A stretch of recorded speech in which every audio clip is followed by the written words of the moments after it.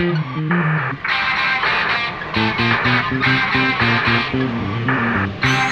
up, everybody? Welcome to another edition of Love Wrestling Interviews. I am Pluggo. You know me already. So enough about me. We'll talk to my guest who's over here right next to me, Andy Mack, ahead of his show this Friday, PWA's Pass the Gravy. We're going to get to know Andy Mack and talk to him a little bit. First and foremost, Andy, how are you doing? I'm doing great today. It is a somewhat gloomy but still beautiful day here in Memphis, Tennessee, my home.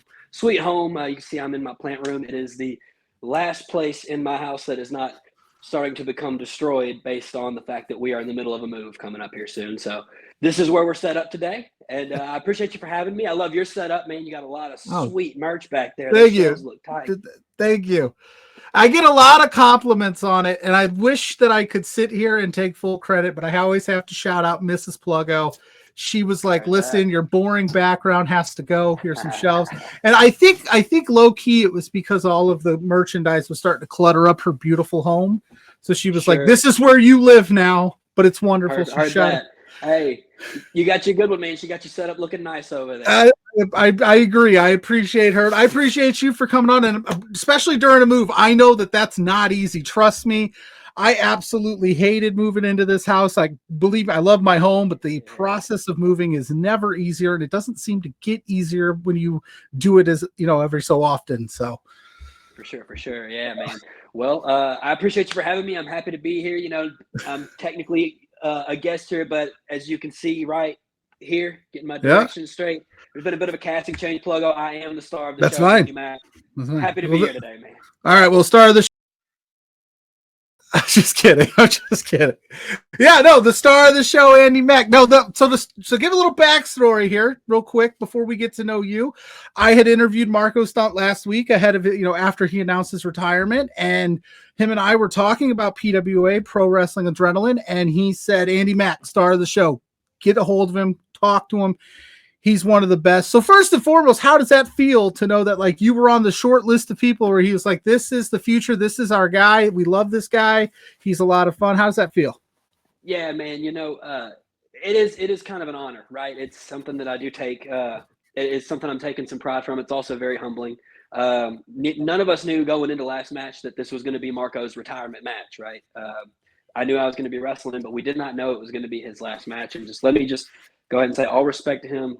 Mainly, there's nobody from around this area that has accomplished the thing that he's accomplished. So the fact that whether it was by circumstance, choice, or coincidence, the fact that I was able to share the ring with him for that, it does mean a lot to me. And as well, I would like to add that guy did not step away with an empty tank. He still had every bit of what he was capable of doing. I can testify to that firsthand.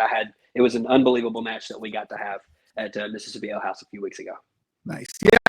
I was gonna bring that up a little bit later on, but we can go ahead and just knock that out now. You said you weren't aware that was going to be his retirement match. It sounded to me that he didn't know. Mm-hmm. So maybe looking back on it now, how does that feel knowing that you potentially have the last match in Marko Stunts' career? Well, and then you said he still had a lot to go. So now retroactively, hindsight's 2020. Do you think he maybe knew a little bit?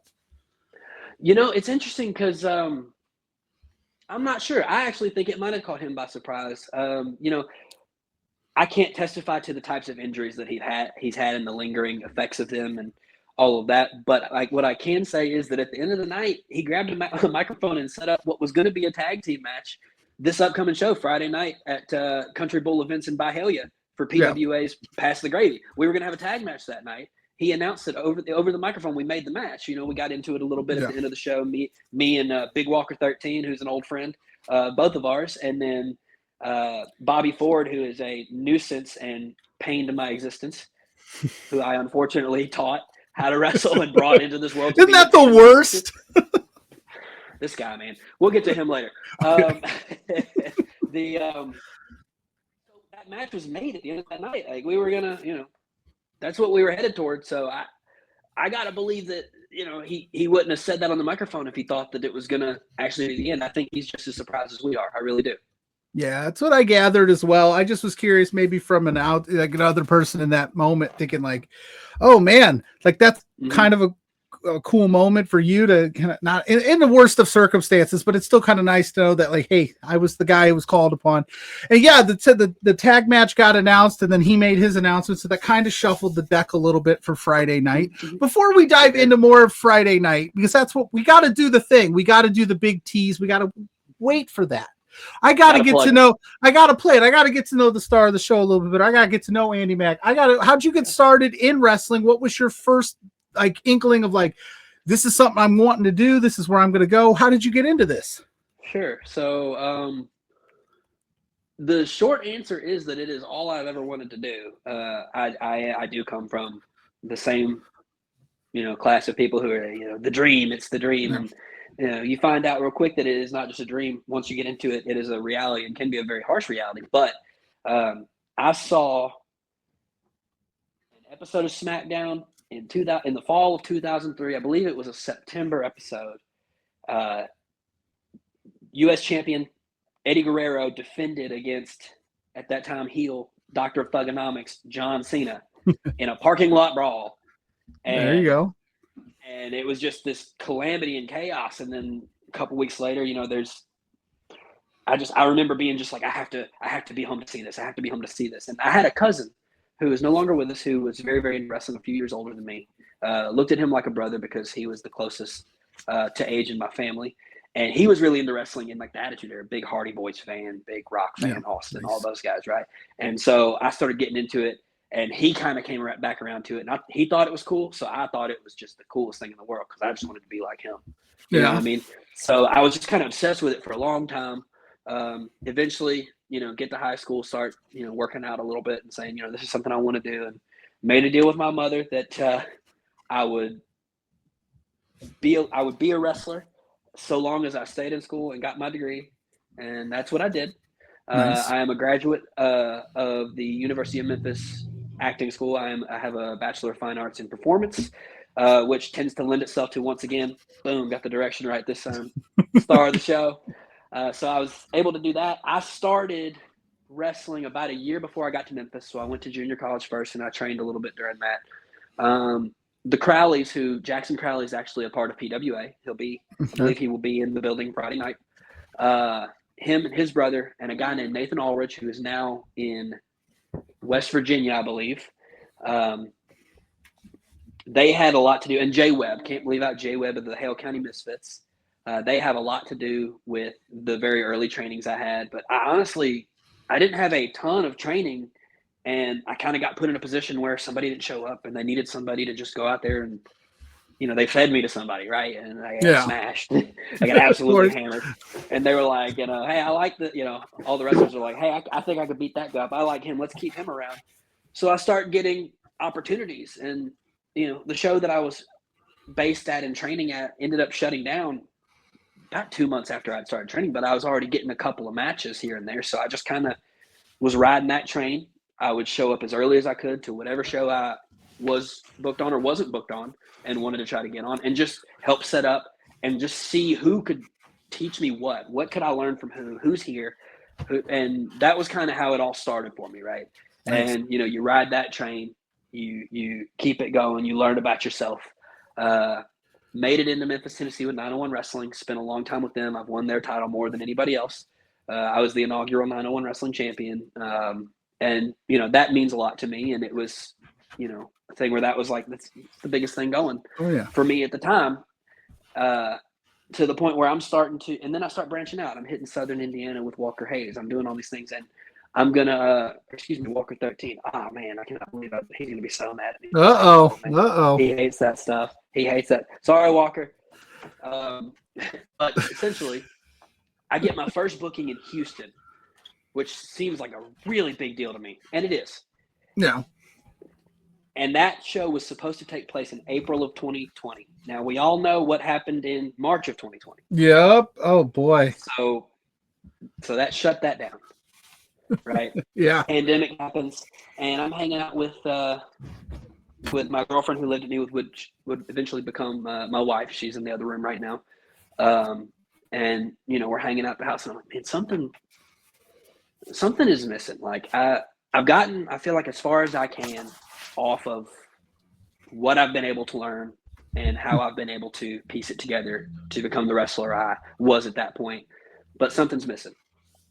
On a whim one day, I see a flyer on Instagram for a seminar at Flatbacks Wrestling School, which was my first time hearing about Flatbacks Wrestling School, which is a wrestling school in Apopka, Florida, which is Orlando Metro, run by Tyler Breeze and Shawn Spears, Ty Dillinger. Yeah. Perfect. Oh, yeah. Perfect 10 and Prince Pretty, right? And I'm like, man, I said to her, I was like, hey, you want to take a little weekend trip and let me go do this seminar on Saturday and we'll kick it around there for a couple of days. She said, yeah, that sounds great. We go down there, getting this little, we stayed at Airbnb. There were goats there. We thought that was really cool. Nice. Goats. I want a goat so bad. She won't let me have one. Was that in the description, or did you just happen to show up and you're like, goats? Whoa, interesting. I think they said they had like some farm stuff going on. There was chickens and pigs, and okay. It wasn't a whole setup. But Florida's Florida. There's a bunch of crazy stuff going on. Right. And I go to this seminar, and spend 3 hours there, and I come back, and I am sitting across from her when I get back, and my eyebrows are like this. They're just this high up. And she's like, you really like that, didn't you? And I was like, that was the most incredible thing I've ever experienced. So essentially she sees my eyes bugging out, and she asked me if I liked it that much. I said, yeah. And she said, well, do you want to go to this school? Do you want to do that? And I said, I think that's what I'm missing. I think I need school, and I need actual training. I need to learn from people who have done it at the highest level. And so she said, okay, well, let's make a plan to do that. And about 9 months later, moved down there, didn't even pick up a spot, moved down there to make as good of a run as I could at the Florida scene, go to that school. And it was just the most rewarding experience I ever had as a student. It was amazing because, coming in with experience, those guys are really good for teaching that type of style, because what they do is they simplify it so much for the new guys that you zero in on the things that you didn't even know you didn't know. Yeah. As an experienced talent, I had to unlearn habits. I had to, and it sharpened me up really good. And it was the most rewarding experience just of my entire career. And upon completing the course, I was invited back as a returning student, which they have a crew of some returning students who help with instruction, demonstration, and all that in the class. Those guys run the class. It's not like a lot of wrestling schools. So those two guys are in there every day that there's class. Tyler Breeze and or Shawn Spears are there. They're the main trainers. Making sure they're overseeing everything. And for sure. I like that, because you've heard supporting cast. I was gonna say, I like to hear that, because you hear stories a lot of maybe wrestling schools that just take your money and then you don't see the figurehead, so to speak. But that's really dope of them to be in that class, at least one of them every time. That's very cool. Yeah, no, 100%. And so a lot of times, Cassie Lee, who's Shawn Spears' wife, she drops in. Billy Gunn dropped in several times. His sons were there with us, a lot of the time, the Guns. And so and then all these super sharp, incredible athlete, independent guys and girls from around, man. I trained with some of the best women. Harley Cameron trained while I was there, man. And, so there's, Kiana James too. They were all in school and returning students at the same time that I was there. So you're just in a shark tank every day, and it makes you very, very sharp because you have to sink or swim. And I was fortunate enough that I was able to swim, and I was invited back and allowed to be a part of that for well over a year and a half. I was a returning student there. And it was what's harder to do as a wrestler? As somebody that I've never done it, I don't have the body to do such a thing. Is it harder for you to learn the art of wrestling, or is it harder to relearn it? Like you said, you went to this school with Spears and Breeze and had to relearn a lot of things and kick old habits. Is that much harder to do than the initial learning? I think in large, it probably is a little bit harder to unlearn habits, especially if you have done a good job of convincing yourself you were doing it the right way. Yeah. However, I had a very, very long sit-down conversation with myself before we moved down there that was like, all right, dude, listen, for what this scene that you live in is, you've accomplished some things. When you get down there, you have accomplished nothing. You are owed nothing, and you are nobody. So you're going to walk in there, and anything these guys tell you, that's what you're going to do. And it's not the same, philosophy that a couple of other students who had some experience had. I won't name names or get too specific or anything, but a couple of them walked in there and Yeah. thought they were going to tell Tyler Breeze and Shawn Spears what they were good at, and They weren't. a pretty hard lesson on that. You know what I mean? And I did not have that attitude.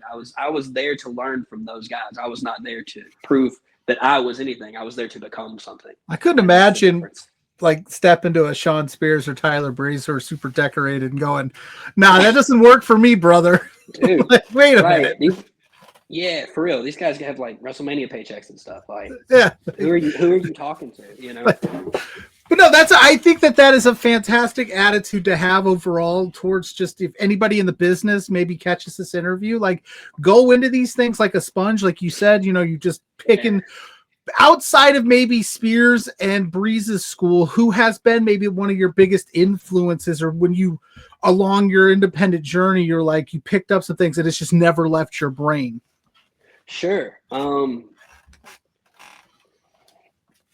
I forget who I heard say this, but one time I heard somebody say,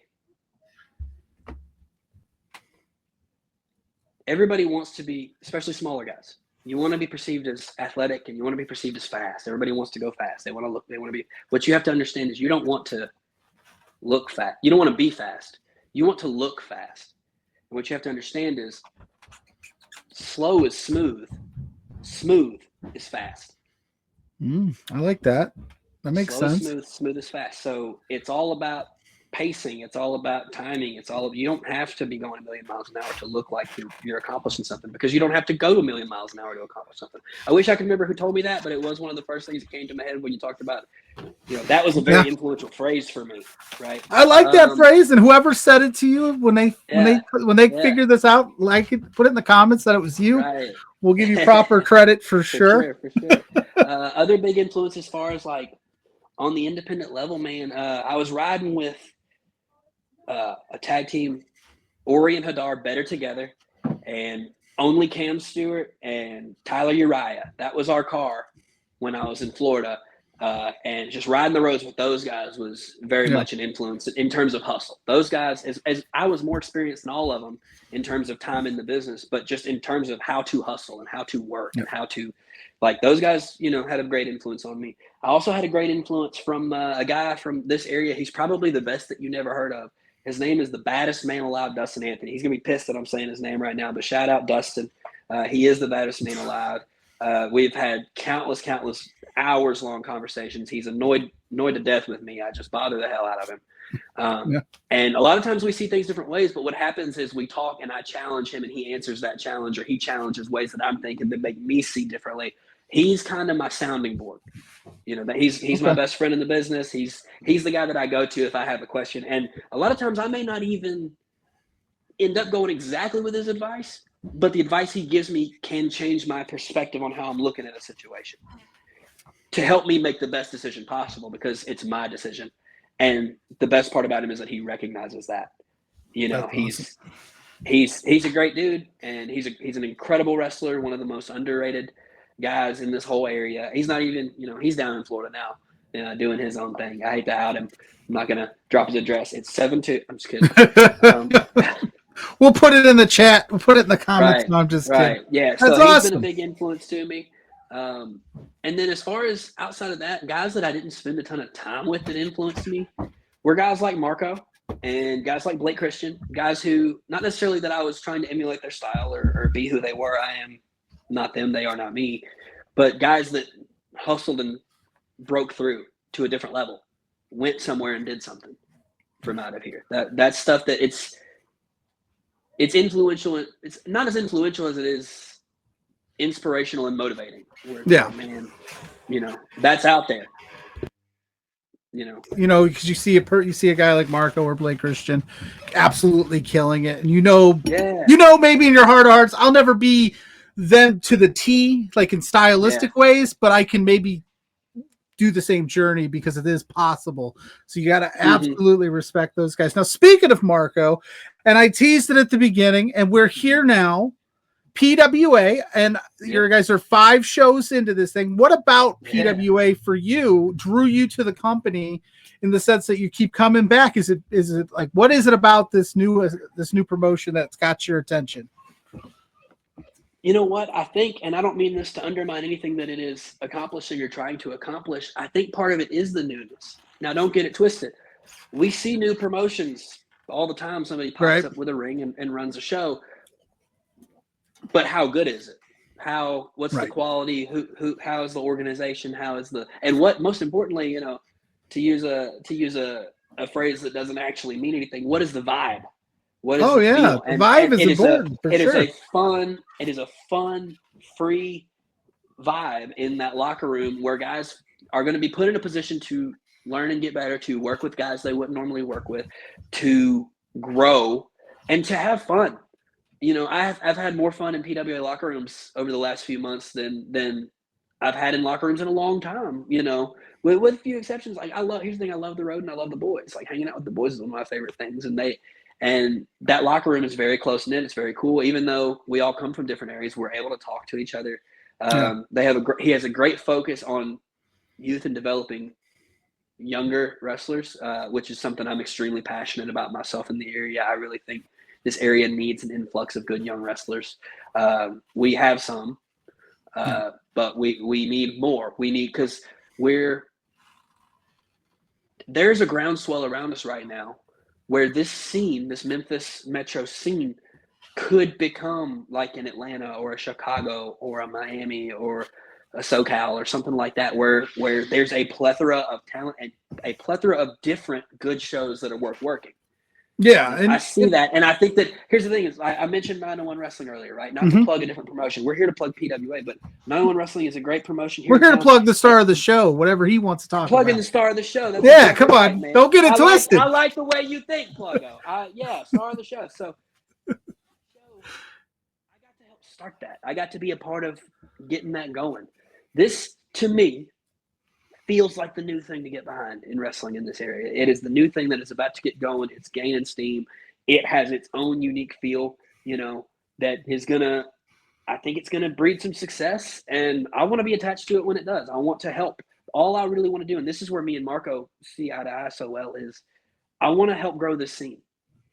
I'm passionate about wrestling. I'm passionate about my city and my home, and I'm passionate about the standing in which they should have together. And I want to help make that a reality.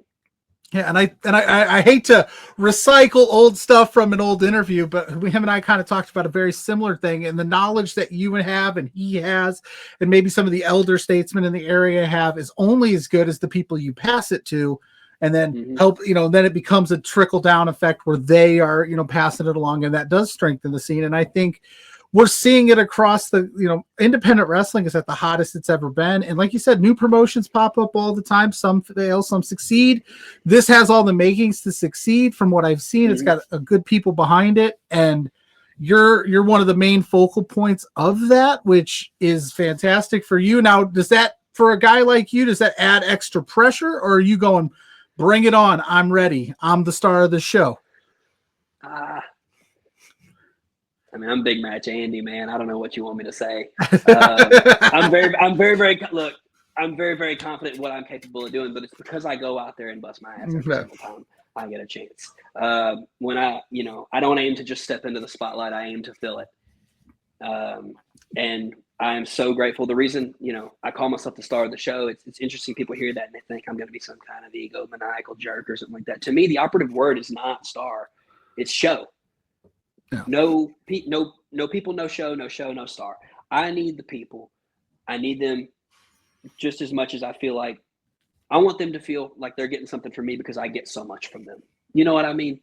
I take great pride in putting on a show for the people that paid to see a show. That's why I'm the star of the show. And that, here's the plug, is why I'm looking forward to this Friday night, November 15th at PWA Pass the Gravy, Country Bowl events in Byhalia, Mississippi. Bell time, 7 p.m. Got him. That's perfect. Now, you said that there was a tag match happening at that event. It got scrapped for obvious reasons. I have not seen the update. Are we not allowed to spoil what you got going on there? I actually got word from the guys upstairs. right before I got on this call, I wanted to clear it with him because I was going to come on here and tease, the rumors are swirling. Yeah. I'm not sure. You got to be there to find out. But I'm going to go ahead and tell you because it's Is this an exclusive? Do we need to set off some pyro? It's going to be an exclusive. There's going to be all kind of stuff. We're gonna have pyro. There's going to be a Shark Tank. I'm just kidding. So, Andy Mack wrestles a bear in a cage that's electric. So, this coming Friday night, November 15th, there's a fella named Cold Blooded Warren. I don't know if you're familiar with Wes's work. He's a tenacious competitor. He's a nasty individual. He's kind of got that Tyler Childers big red thing going on. He's a gnarled up dude, and he hits really, really hard. I had a run-in with him just a couple of months ago up in North Tennessee. I got the better of him on that occasion. And what I found out is in place of that tag match, when he heard about Marko Stunts' retirement, he called up personally and asked to be the fill-in to face me on Friday night. He wants payback for me upsetting him last time. But what he's going to find out, Wes Warren, Friday night, Country Bowl Events, Byhalia, Mississippi for PWA Pass the Gravy, is that when you step on the stage with the star of the show, it's going to become a supporting role. And I think that is a perfect way to end it. It sounds like Andy Mack, you're not letting him get that payback. You're not letting him get that revenge. You're going to keep this ball rolling. Like you keep said, that momentum going. Friday night, Pass the Gravy, PWA. That's right. If there's anything else that you would like to plug before we get you out of here, please do so right now. Yeah, so you can follow me on all the social media, the Andy Mack 901 on Instagram, Andy Mack 901 on Twitter X, whatever you want to call it these days. I'm on all those. I'm trying to do a better job of posting. We were actually talking as I fumbled around with my microphone before we got started on this, that I'm about 15 years older mentally when it comes to technology than I am in real life. I really struggle with it. It happens to the best of us. But if you guys will promise to give me a follow, I will promise to make more content available. And so shoot me a follow on there. Follow PWA. Come out to the show. One more plug. Friday night, Byhalia, Mississippi. Pass the Gravy. Country Bowl Events. Please, please, please come out. Pluggo, I love you. It's been great getting to know you and talking to you. The setup still looks immaculate. Nothing has changed. Thank you. You keep doing your thing. I really appreciate you having me. Yeah, and as always, I am. We're gonna do this again. Absolutely. One day in the future, we're gonna keep this going. This was an absolute blast for me. But you all know where you can find me. I'm Pluggo. You just search my name. You'll find it over here. Stay right here at Love Wrestling CA across all Love Wrestling platforms to keep up to date with what we've got going on. Until next time, friends, we are out. Peace.